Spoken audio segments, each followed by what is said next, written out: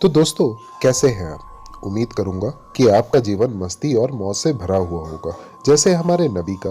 वैसे आज की कहानी बताने के पहले मुझे कुछ लाइन याद आ गई, सोचा आपसे शेयर कर दूं। वो मासूम सी नाजुक बच्ची एक आंगन की कली थी वो, माँ बाप की आंखों का तारा थी, अरमानों से पली थी वो, जिसकी एक मुस्कान के आगे पत्थर भी मोम बन जाता था। वो छोटी सी बच्ची थी, ढंग से बोल न पाती थी, देख के जिसकी मासूमियत उदासी मुस्कान बन जाती थी, जिसने जीवन में केवल 6 वसंत ही देखे थे। उस पे ये अन्याय हुआ, ये कैसे विधि के लेखे थे। एक 6 साल की बच्ची पे ये कैसा अत्याचार हुआ, एक बच्ची को बचा सके ना, कैसा मजहब लाचार हुआ। उस बच्ची पे जुल्म हुआ, वो कितना रोई होगी। मेरा कलेजा फट जाता है तो माँ कैसे सोई होगी। जिस मासूम को देख के मन में प्यार उमड़ के आता है, देख उसी को मन में रसूल के।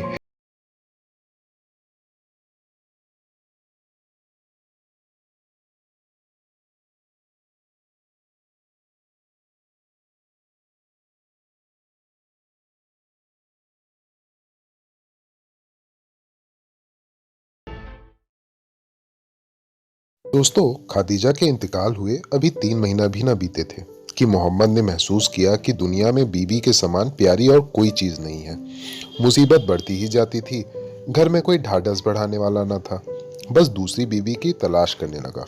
मोहम्मद ने शायराना तबीयत पाई थी, मगर खादीजा के लिए कहा कि साली, बुढ़ापे ने आलम मौजूदा जमाने में औरतों के शबाब की बहार का लुफ्त न उठाने दिया।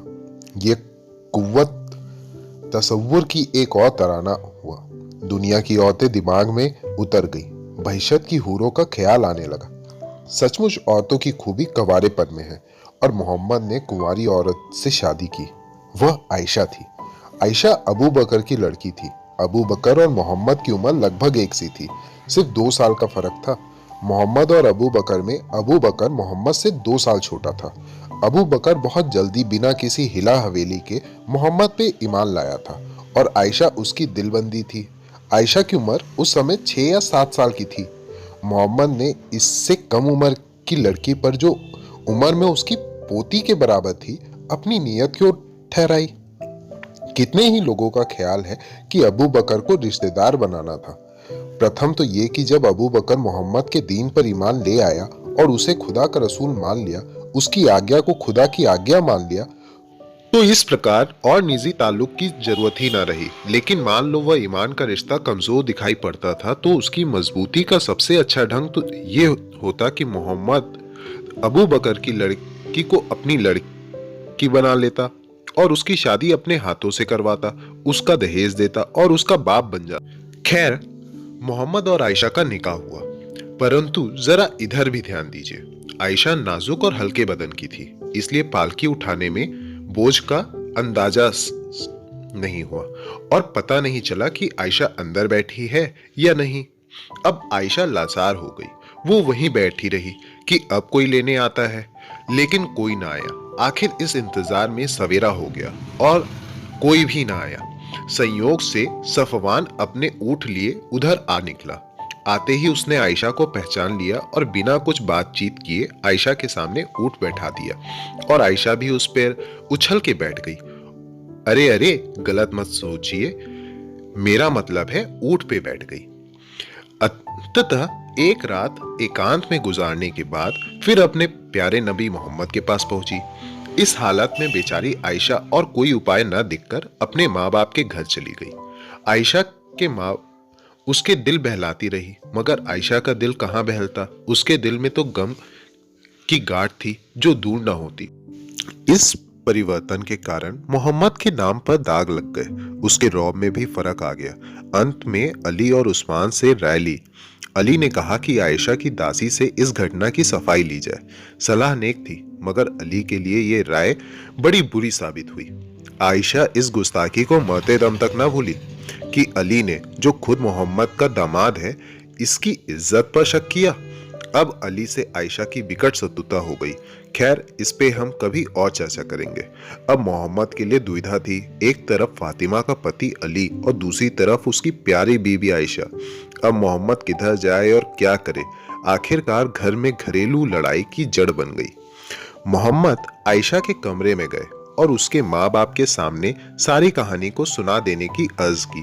तब मोहम्मद के सामने ही आयशा को उसके माँ बाप ने कहा कि अगर तूने गुनाह किया है तो तौबा कर, अल्लाह बख्शने वाला है, रहम करने वाला है, और अगर तू बेगुनाह है तो तू अपनी बेगुनाही का इजहार कर। आयशा थोड़ी देर तक चुप रही, अंत में बोली, सब्र ही मेरा जवाब है, अल्लाह मेरे मददगार है। मैं अगर अपने आप को बेगुनाह कहूं तो कोई मानेगा नहीं, तौबा करूं भी तो किस कसूर से, अल्लाह जानता है कि मैं बेकसूर हूं। मोहम्मद अपने दिल में आयशा के चाल चलन जानता था। आखिर अपने आप को इल्हमा की सूरत में डाला और अपने मुंह कपड़े से ढककर कुछ देर बेहोश पड़ा रहा।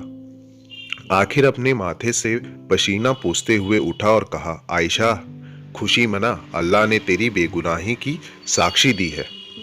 आयशा को खोया हुआ सौभाग्य फिर से मिल गया, लेकिन आक्षेप लगाने वालों पर शामत आ गई। आक्षेप लगाने वालों पे सजा मुकर्रर हुई कि उन्हें 50-50 कोड़े लगाए जाएं। मर्दों के साथ साथ एक औरत पे भी ये कोड़े बरसाए गए। वैसे कुरान सूरा 21 आयत 4 में ही रसूल का दर्द झलक जाता है। आप ही देख लो, जो लोग पाक दामन औरतों पर जिन्नाह की तोहमत लगाए फिर अपने दावे पर 4 गवाह पेश ना करें तो उन्हें 80 कोड़े मारो और फिर कभी उनकी गवाही कबूल ना करो, और याद रखो कि ये लोग खुद बदकार हैं।